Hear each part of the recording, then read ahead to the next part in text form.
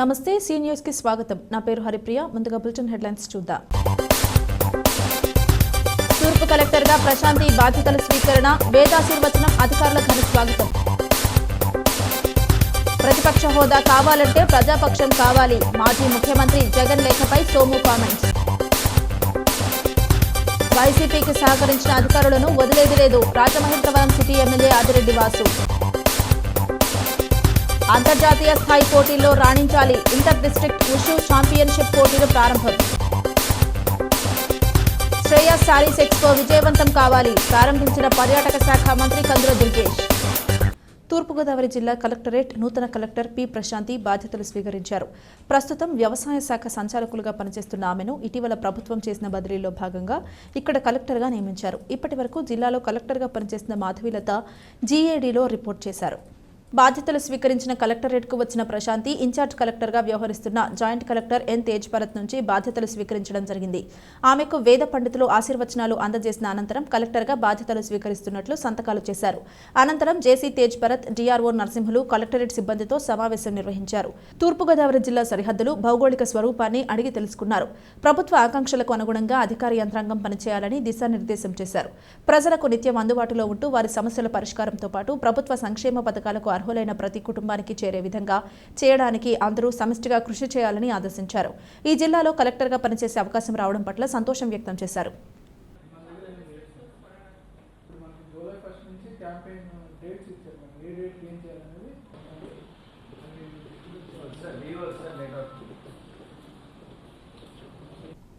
ప్రజాస్వామ్యాన్ని ఖూనీ చేయడం కాంగ్రెస్ పార్టీకి అలవాటేనని 1975 జూన్ 25న ఎమర్జెన్సీ పేరుతో దేశంలో ఆంక్షలు విధించి ప్రజల హక్కులు కాలరాసిందని, ఇప్పటికీ ఆ పార్టీ ధోరణిలో ఏ మార్పు కనిపించడం లేదని, కాంగ్రెస్ పార్టీలు పార్లమెంట్లో అదే విధంగా వ్యవహరిస్తున్నారని బీజేపీ జాతీయ కార్యవర్గ సభ్యుడు సోము వీర్రాజు ఆగ్రహం వ్యక్తం చేశారు. స్థానిక క్వారీ మార్కెట్ సెంటర్లో ఉన్న బీజేపీ కార్యాలయంలో శుక్రవారం ఆయన మీడియాతో మాట్లాడుతూ ఇండియా కూటమిపై విమర్శనాస్త్రాలు సంధించారు. కాంగ్రెస్ పార్టీ అహంకార ధోరణితో వ్యవహరిస్తోందని, మూడవసారి ఎన్డీఏ కూటమి దేశంలో అధికారంలోకి రావడం, మోడీ ప్రధానిగా బాధ్యతలు చేపట్టడం జరిగిందన్నారు. ఇది చూసి ఓర్వలేక ఈవీఎంల ద్వారా ప్రజలు ప్రజాస్వామ్యంలో ఇచ్చిన స్పష్టమైన తీర్పును తప్పుపట్టడం దారుణంగా ఉందన్నారు. ఆ కూటమికి ఇక్కడ రాష్ట్రంలో అధికారం కోల్పోయి 11 సీట్లకే పరిమితమైన పార్టీ వంతపాడటం విడ్డూరంగా ఉందన్నారు. ఆంధ్రప్రదేశ్ ప్రజలు స్పష్టమైన తీర్పు ఇచ్చారని, దాన్ని గౌరవించాల్సిన బాధ్యత ఆ పార్టీపై ఉందన్నారు. ఇప్పటికైనా బుద్ధి తెచ్చుకోకపోతే ఇబ్బంది పడక తప్పని పరిస్థితులు ఎదురవుతాయని వ్యాఖ్యానించారు. జగన్ తనకు ప్రతిపక్ష హోదా కావాలని స్పీకర్కి లేఖ రాయడంపై అడిగిన ప్రశ్నకు సమాధానమిస్తూ ప్రతిపక్ష హోదా కావాలంటే ముందుగా ప్రజాపక్షంలో ఉండాలని పేర్కొన్నారు. ఏపీ ఎన్నికల్లో ప్రజలు చారిత్రాత్మక తీర్పును ఇచ్చారని, ప్రతిపక్షం ఎందుకు ఓడిపోయిందో తెలుసుకోవాలని సూచించారు. గుజరాత్ తర్వాత ఎక్కువ తీర ప్రాంతంలో ఉన్న రాష్ట్రం ఆంధ్రప్రదేశ్ అని, 900 కిలోమీటర్ల తీర ప్రాంతం, మత్స్యకారుల సంపద, కార్మికులు, వలస కార్మికులపై ప్రభుత్వాలు ఆదుకోవాలని కోరారు. మానవ వనరుల అంశంలో ప్రపంచంలోనే తెలుగు రాష్ట్రాలు టాప్లో ఉన్నాయన్నారు. విద్య, ఆరోగ్యం, రూరల్ హెల్త్ విషయంలో ప్రత్యేక శ్రద్ధ తీసుకోవాలని కోరారు. జిల్లా అధ్యక్షుడు బొమ్ముల దత్తు, రాష్ట్ర ఉపాధ్యక్షురాలు రేలంగి శ్రీదేవి, నాయకులు కాలివి సాయిరాం, అడబాల రామకృష్ణ, వీరాంజనేయులు, యానాపు యేసు తదితరులు పాల్గొన్నారు. ఈ రాష్ట్ర ప్రజలు ఇచ్చినటువంటి తీర్పుని ఏ విధంగా ఒక సమగ్ర సమిష్టి ప్రణాళికతో, సమగ్ర అభివృద్ధితో వికసిత భారత్ అనేటువంటి ఆలోచనని ఆంధ్ర రాష్ట్రంలో వికసిత ఆంధ్ర అనేటువంటి ఆలోచనతో ప్రజలిచ్చిన ప్రజాస్వామ్యంలో ఓటికి విలువని అభివృద్ధి ద్వారా ఈ రాష్ట్రం భారతదేశంలో అన్ని రాష్ట్రాల కంటే మానవ వనరుల్లో అద్భుతమైనటువంటి రాష్ట్రం. అలానే గుజరాత్ బోర్డరు, గుజరాత్ వెళ్తారు, మద్రాసు వెళ్తారు, అదేవిధంగా కర్ణాటక వెళుతున్నారు. ఈ వెళ్ళేటటువంటి కార్మికులను రక్షించాలంటే వారికి బెర్తలు కట్టాలి. నరేంద్ర మోడీ గారు 60-40 రేషియోలో వీళ్ళ కోసం బెర్తలు కట్టడం కోసం 14లో స్కీమ్ పెట్టారు. అది ఇంకా కూడా రాష్ట్రంలో నత్తనడగ్గా నడుస్తుంది. దీని మీద చాలా స్పీడ్గా ప్రభుత్వం స్పందించాలి, ఈ కార్మికులను ఆదుకోవాలి. బెర్త్ ఉంటే కిలో చేపలు 200 అమ్మితే అదే బెర్త్ ఉంటే 500 రూపాయలు అమ్మడానికి అవకాశం ఉంటుంది. వలస వెళ్ళే కార్మికులు కూడా నిలుపుదల అవ్వడానికి అవకాశం ఉంటుంది. అలానే హెల్త్కి సంబంధించి, అదేవిధంగా విద్యకు సంబంధించి కేంద్ర ప్రభుత్వంలో హెల్త్లో ఉన్నటువంటి urban health machine, rural health machine, అనేక రకాలైనటువంటి కార్యక్రమాలు గతంలో మన రాజమండ్రిలో 10 కోట్లు పెట్టి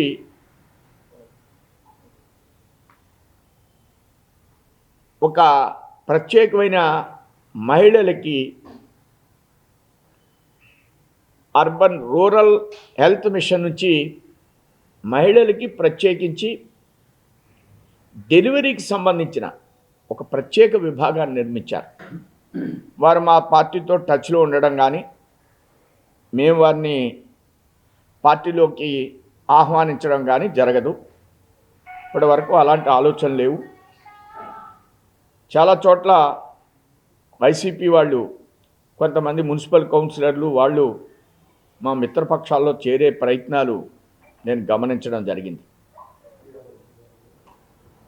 ఇవన్నీ మీకు ఎందుకు చెప్తున్నానంటే ప్రజల యొక్క మనోగతాలు కాబట్టి ఇలాంటి ఫలితాలు వచ్చినాయి. దీన్ని గతంలో కూడా ఈ బంగారంతో ఈ వైన్ విషయంలో నిశ్చితమైనటువంటి అభిప్రాయాన్ని నేను తెలియజేయడం జరిగింది. రాజమహల్స్ ని తలపించే రీతిలో వైసీపీ ఆఫీసుల నిర్మాణం ఎలాంటి అనుమతులు లేకుండా చేయడం శోచనీయమని సిటీ ఎమ్మెల్యే ఆదిరెడ్డి శ్రీనివాస్ అన్నారు. సకల సౌకర్యాలతో ఇంత పెద్ద ఆఫీసు నిర్మాణానికి సొమ్మెక్కడదని ఆయన నిలదీశారు. ఇంత భారీగా కడుతున్నా అధికారులు ఎందుకు చర్యలు తీసుకోలేదని నిలదీశారు. స్థానిక ఆర్ఎండ్బి అతిథి గృహం వెనుక నిర్మిస్తున్న వైసీపీ ఆఫీసుని శుక్రవారం ఆయన టీడీపీ నగర అధ్యక్షులు రెడ్డి మణేశ్వరరావు, జనసేన జిల్లా కార్యదర్శి జామి సత్యనారాయణ, ఇతర కూటమి నాయకులతో కలిసి పరిశీలించారు. అనంతరం మీడియాతో మాట్లాడుతూ కూతవేటు దూరంలో ఉన్న బీసీ హాస్టల్లో కనీస సౌకర్యాలు లేక విద్యార్థులు నానా ఇబ్బందులు పడుతుంటే ప్రభుత్వ స్థలంలో అతి తక్కువ సొమ్ముకి లీజుకు తీసేసుకుని ఎలాంటి అనుమతులు లేకుండా ఇంతటి పెద్ద భవనాలు చేపట్టడంలో ఆంతర్యం ఏమిటని ఆయన ప్రశ్నించారు. ప్యాలెస్ మాదిరిగా నిర్మించే వైసీపీ ఆఫీసులో పెద్ద గదులు, పెద్ద బెడ్రూమ్, వెనుక హెలీప్యాడ్ సౌకర్యం, అలాగే ఇంకోవైపు రాజమార్గం, ఇవన్నీ చూస్తుంటే పార్టీ ఆఫీస్ అని చెబుతున్నారు కానీ అలా కనిపించడం లేదని ఎమ్మెల్యే ఆదిరెడ్డి శ్రీనివాస్ ఎద్దేవా చేశారు. ఇంతటి పెద్ద పెద్ద కార్యాలయాలు ప్యాలెస్ మాదిరిగా జగన్మోహన్ రెడ్డి ఎందుకు కట్టుకున్నారో అర్థం కావడం లేదన్నారు. అధికారంలో ఉన్నామనే అహంకారంతో ఎలాంటి అనుమతులు లేకుండా నిబంధనలకు విరుద్ధంగా కట్టారని విమర్శించారు.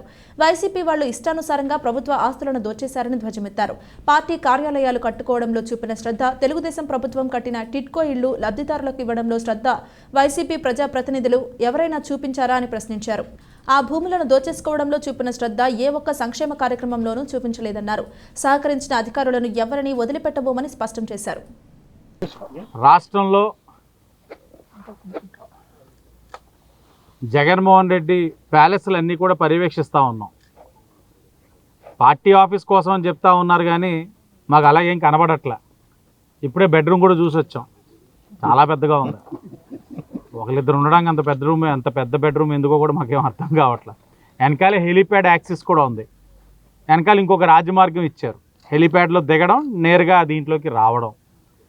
అంటే ఇంత పెద్ద పెద్ద కార్యాలయాలు ఈ మాదిరిగా ప్యాలెస్లు దేనికోసం కట్టుకుంటున్నాడు ఆయన అనేది మాకేం అర్థం కావట్లేదు. స్వతహాగా దీంట్లో ఏదో చిన్న బ్లాక్ కట్టుకుంటే ఒక పార్టీ కార్యాలయం కాకినాడలో మేము కట్టుకుని ఉంటే దాంట్లోనే ఆ ముక్కంత ఉంది అంతే. అంత రూల్ డీవియేషన్స్, ఎక్కడ పర్మిషన్స్ లేవు. అధికారంలో ఉన్నాం కదా అని అహం మతంతో ఇష్టానుసారంగా ప్రభుత్వ ఆస్తులన్నింటినీ కూడా దోచేశారు. దోచిన డబ్బుతోటి ఇష్టానుసారంగా కట్టేశారు. ఎంత అవినీతి సొమ్ము లేకపోతే ఈ మాదిరిగా కడతారు?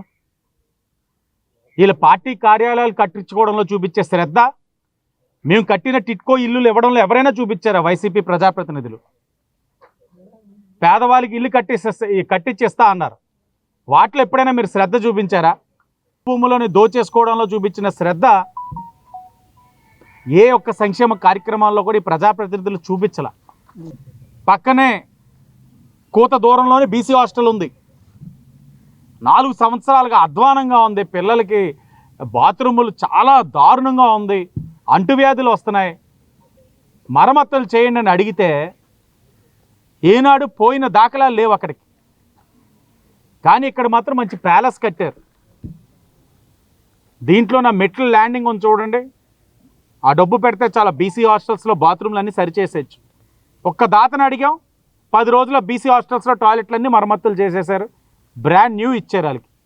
అధికారం 5 సంవత్సరాలు ప్రజలకు ఏమీ చేయలే, దోచుకున్నారు, జోబులు నింపుకున్నారు, ప్రభుత్వ ఆస్తులు కబ్జా చేశారు, దారుణాతి దారుణంగా లీజులకి తీసుకున్నారు, అధికారులు సహకరించారు.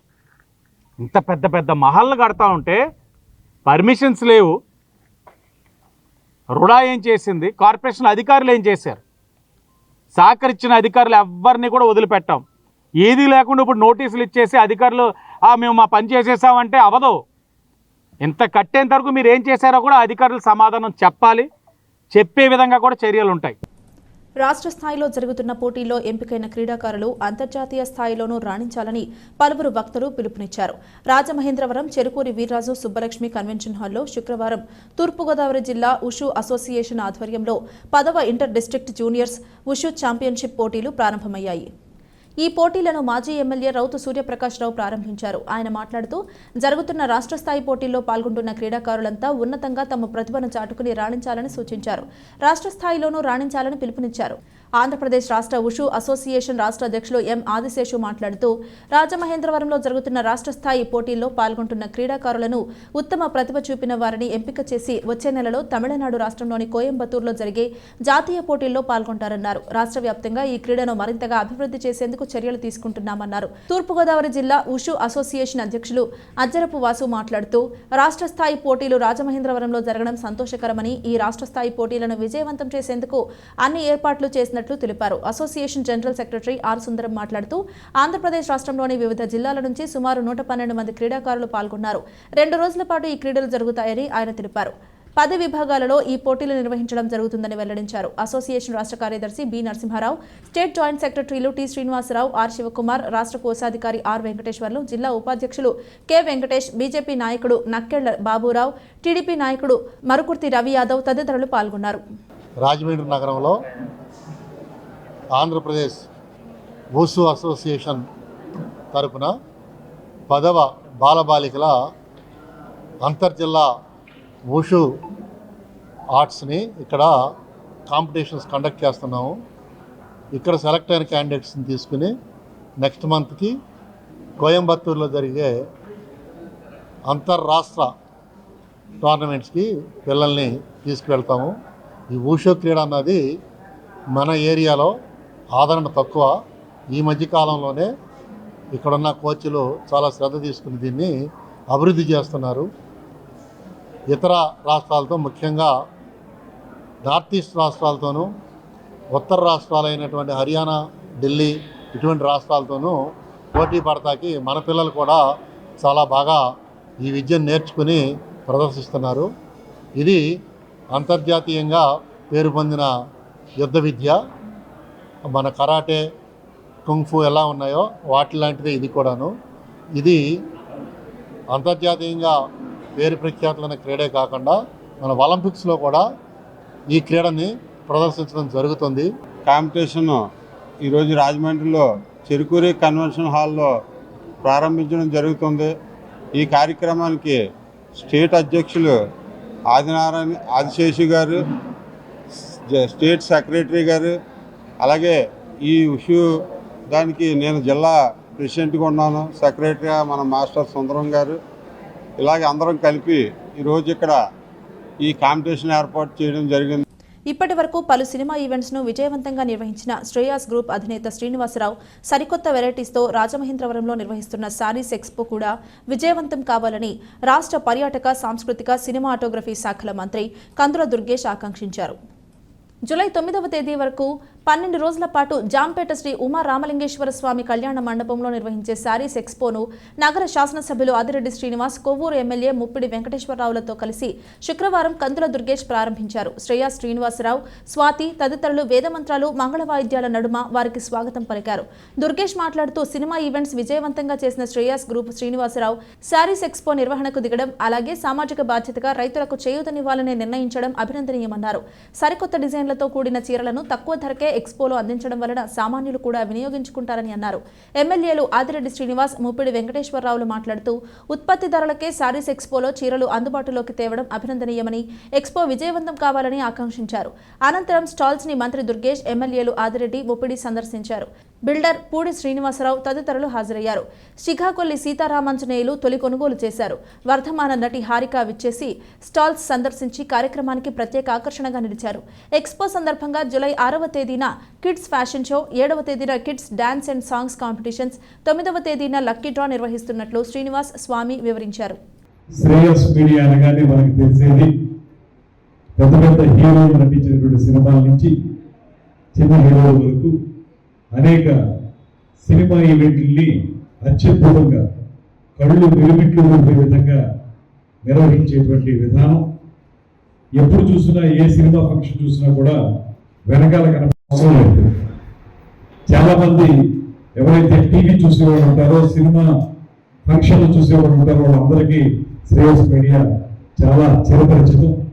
అటువంటి శ్రేయస్ మీడియా వాళ్ళు ఒక పక్కన కొన్ని కార్యక్రమాలు, భారీ స్థాయి కార్యక్రమాలు చేస్తూనే మరో పక్కన ప్రజలకు సంబంధించి ఇక్కడ ఈ ఎక్స్పో ఏర్పాటు చేయడం, ఇందులో కూడా చాలా మనం కావాలనుకున్న ఉప్పాడ వెళ్ళి కొనుక్కోవాల్సిన చీరలు, లేకపోతే ఇంకో చోటకి వెళ్ళి కొనుక్కోవాల్సిన చీరలు అన్నింటినీ కూడా ఇక్కడికి తీసుకొచ్చి ఒక చోట అన్ని రకాల బ్రాండ్స్ని తీసుకొచ్చి ఇక్కడ పెట్టడం ద్వారా వినియోగదారులు ఎవరైతే ఉన్నారో వాళ్ళకి అందుబాటులోకి వీటన్నింటినీ తీసుకురావడం అనేటువంటి వారు చేసినటువంటి మంచి ఆలోచన.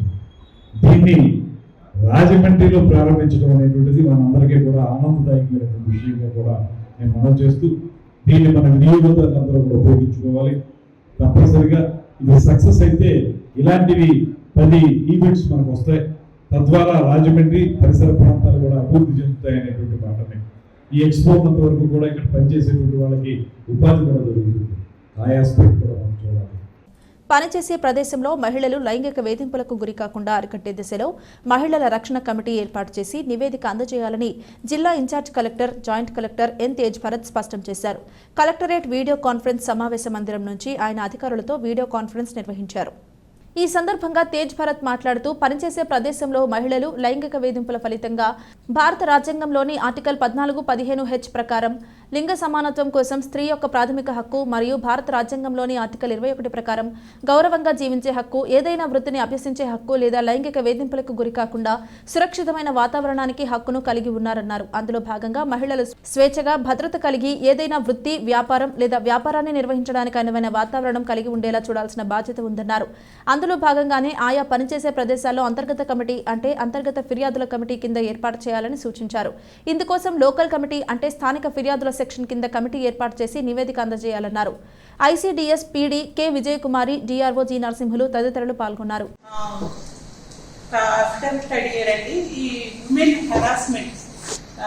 Sexual harassment at workplace, దీనికి సంబంధించి మనం జిల్లాలో అయితే లోకల్ కంప్లైంట్స్ కమిటీ, ప్రతి డిపార్ట్మెంట్లో కూడా 10 మంది కన్నా ఎక్కువ ఉద్యోగులు ఉంటే కనుక అక్కడ ఇంటర్నల్ కంప్లైంట్స్ కమిటీ, మహిళా ఉద్యోగులు ఉంటే సార్ ఉంటే కనుక ఇంటర్నల్ కంప్లైంట్స్ కమిటీ ఏర్పాటు చేయాల్సింది. దీనికి సంబంధించి మనకి కొన్ని గైడ్లైన్స్ ఇచ్చారండి. ప్రతి ఆఫీస్లో కూడా ఇది ఏర్పాటు చేయమన్నారు. ఇది మనకి గవర్నమెంట్ ద్వారా సుప్రీంకోర్టుకి అడ్రస్గా చేయాల్సింది. అందుకని రేపు ఈవినింగ్ లోపల వీలైనన్ని చేయమన్నారు. అంటే మనము మండల్ లెవెల్, డిస్ట్రిక్ట్ లెవెల్లో జరుగుతుంది. డిస్ట్రిక్ట్ లెవెల్లో అన్ని ఆఫీసెస్లో, అలాగే డివిజనల్ లెవెల్లో, మండల్ లెవెల్లో ఎంపీడీఓ, ఎంఆర్ఓ ఆఫీస్, మండల్ లెవెల్లో ఉన్న అన్ని ఆఫీసులు, అలాగే సెక్రటేరియట్ లెవెల్లో కూడా, అంటే ప్రతి గ్రామ పంచాయతీలో కూడా 11-12 మంది దాటి ఉంటే కనుక అక్కడ కూడా, అంటే మహిళా ఉద్యోగులు ఒక 50% దాటి 2-3 ఉన్నా కానీ మిగతా అందరూ, అంటే మనకి మహిళా పోలీసు, ఏఎన్ఎం ఉంటారు, మిగతా అందరూ మగ ఉద్యోగులు ఉన్నా కానీ కంపల్సరీ అక్కడ కూడా మనము ఈ ఇంటర్నల్ కంప్లైంట్స్ కమిటీ ఏర్పాటు చేయాల్సి ఉందండి. అన్ని వర్గాల ప్రజలు మనకు ఓట్లు వేశారని అధైర్యపడాల్సిన పని లేదని వైఎస్ఆర్సీపీ రాజమండ్రి పార్లమెంటరీ నియోజకవర్గం ఇన్ఛార్జ్ డాక్టర్ గూడూరు శ్రీనివాస్ అన్నారు. తాళ్లపూడిలోని ఆర్య వైశ్య కళ్యాణ మండపంలో వైఎస్ఆర్సీపీ మండల పార్టీ అధ్యక్షులు కాకర్ల వెంకటేశ్వరరావు అధ్యక్షతన మండల స్థాయి కార్యకర్తల విస్తృత స్థాయి సమావేశం జరిగింది. సమావేశానికి నియోజకవర్గ ఇన్ఛార్జ్ మాజీ శాసనసభ్యులు తలారి వెంకట్రావు, వైఎస్ఆర్సీపీ రాజమండ్రి పార్లమెంటరీ నియోజకవర్గ ఇన్ఛార్జ్ డాక్టర్ గూడూరు శ్రీనివాస్ ముఖ్య అతిథులుగా హాజరయ్యారు. కార్యకర్తలంతా ఎన్నికల్లో పగలు రాత్రి తేడా లేకుండా కష్టపడి పార్టీ కోసం పనిచేశారని అందరికీ శిరస్సు వంచి నమస్కరిస్తున్నామన్నారు. యుద్ధం చేయడమే మనవంతని, గెలుపు ఓటమి దైవాధీనమని, అందరూ ధైర్యంగా ఉండాలని, చంద్రబాబు నాయుడు తిమ్మిని బమ్మిని చేయగల సమర్థుడని, ల్యాండ్ టైటిలింగ్ యాక్టుపై దుష్ప్రచారం చేశారని, ఏ సమయంలోనైనా కేంద్రంలో ఎన్నికలు రావచ్చునని, అధైర్యపడవద్దు అని, చంద్రబాబు అలవికాని హామీలు, దుష్ప్రచారం వల్ల మన ఓటమికి ప్రధాన కారణాలు అన్నారు. వచ్చే నెలలో వైఎస్ఆర్ జయంతిని ఘనంగా నిర్వహించాలని తలారి వెంకట్రావు అన్నారు. కార్యకర్తలకు అండగా ఉంటామని ధైర్యం చెప్పారు. జెడ్పీ వైస్ ప్రెసిడెంట్ శ్రీలేఖ, జిల్లా ప్రచార కమిటీ అధ్యక్షులు తోట రామకృష్ణ, గ్రామాల సర్పంచులు, కార్యకర్తలు పాల్గొన్నారు. ఎందుకంటే పగలనగా రాత్రనగా కష్టపడి చాలా పార్టీ కోసం చాలా కృషి చేశారు. ముందుగా మీ అందరికీ కూడా శిరస్సు నుంచి నమస్కరిస్తున్నాను. చాలా అద్భుతంగా పనిచేశారు. ఇప్పుడు దీనికి మనం ఓడిపోయాం అనడానికి ఏ 100 కారణాలు చెప్తారు, నెగ్గడానికి 100 కారణాలు చెప్తారు. అవన్నీ కూడా మీరు మనసులో పెట్టుకోకూడదు. మనకి ఆఫ్లు లేదు, లేదా ఉద్యోగస్తులు లేదు, ఇవన్నీ మనం అనుకుంటున్నాం. కానీ స్టిల్ మనకి 40% ఓటింగ్ ఉంది. నెగ్గిన పార్టీకి 45% అవుతుంది. మనకి వాళ్ళకి తేడా 5%. మనకి అప్పులు వేయలేదు అనే భావం ఎప్పుడు పెట్టుకోకండి. అంటే ఎలక్షన్ అనేవి 5 సంవత్సరాల కోసం ఎందుకు చెప్తారంటే పరిపాలన మార్చడాల కోసం చేస్తారు. సో ప్రజలకి ఈసారి ఆయన ఏదో ఇస్తాడు చేస్తాడనే ఉద్దేశంతో వేసి ఉండదు. మనం ఎవరు వేయలేదు అని చెప్పి మనం వాళ్ళ మీద కష్టం పెట్టుకోవడం, ఈ కులం వేయలేదు వాళ్ళు వేయలేదు అని పెట్టుకోవాలి. ఎందుకంటే మనకి వాళ్ళకి కూడా తేడా ఓన్లీ 5%. గతంలో కూడా మన అధికారంలో వచ్చినప్పుడు ఇంకా ఎక్కువ 10% ఎక్కువ వచ్చింది మనం. ఇది తెలుగుదేశం. ఇప్పుడున్న ప్రస్తుత తెలుగుదేశానికి ఓన్లీ 5% ఎక్కువ వచ్చింది. సో మీరు ఇలాంటి ఏదో ఓడిపోయింది కదా అని చెప్పేసి వాళ్ళు లేదు వీళ్ళు లేదు అని చెప్పి మనం బాధపడకూడదు. ఎప్పుడు కూడా గెలుపోవడం అనేవి దైవదేనాలు. యుద్ధం చేయడం మన లక్ష్యం, మన గుణం, మనం చేయాలి. గెలుపోవడం అనేది దేవుడికి వదిలేస్తారు. రాష్ట్ర హోంశాఖ మంత్రి వంగలపూడి అనితకు భారతీయ జనతా పార్టీ రాష్ట్ర కార్యవర్గ సభ్యుడు హారిక నర్సిపల్లి శుభాకాంక్షలు తెలిపారు. విజయవాడలో నూతన గృహ ప్రవేశానికి హాజరైన హోంమంత్రిని కలిసి దుశ్శాలువ, పుష్పగుచ్చంతో అభినందనలు తెలియజేశారు. ఈ సందర్భంగా హారిక మాట్లాడుతూ రాష్ట్రంలో కూటమి ప్రభుత్వ ఆధ్వర్యంలో మహిళలు, యువతులకు భద్రత కలగాలని ఆకాంక్షించారు. ఎవరికి ఎటువంటి అన్యాయం జరగకుండా శాంతి భద్రతల నిర్వహణకు హోంమంత్రి అనిత కృషి చేయాలని ఆకాంక్షించారు. మహిళలకు ఉన్న చట్టాలు పకడ్బందీగా అమలు చేసి వారి క్షేమాన్ని కాంక్షించాలని కోరారు. మహిళలకు పూర్తి స్థాయిలో న్యాయం జరుగుతుందని హారిక ఆకాంక్షించారు.